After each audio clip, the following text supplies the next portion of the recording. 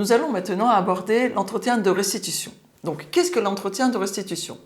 L'entretien de restitution, c'est en fait le résultat de l'entretien de positionnement, tout d'abord. Donc, nous allons avoir tous les éléments recueillis aux différentes phases de l'entretien de positionnement.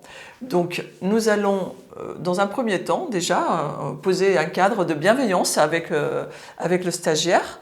Donc, on va lui demander d'abord si son entretien s'est bien passé, comment elle s'est sentie, s'il a rencontré des difficultés particulières à la réalisation, s'il n'a pas réalisé certains exercices. Pourquoi? Est-ce que c'est un problème de durée? Est-ce que c'est un problème de compréhension? Tout cela va nous donner des informations qui vont être importantes. En tout cas, on va mettre l'apprenant dans un climat de confiance pour pouvoir donc échanger avec lui.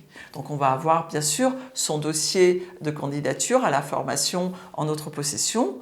Nous allons avoir également toutes les réponses qu'il nous aura données lors de l'entretien de positionnement via la grille d'entretien.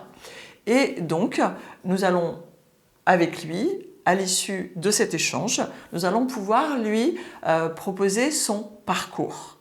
Et donc, dans ce parcours, on ne va pas oublier de noter avec lui donc, les modalités qu'il aura choisies, les horaires, le type de parcours qu'il aura choisi. Est-ce que ça va être un parcours hybride, par exemple, avec une partie à distance, une partie en présentiel, etc.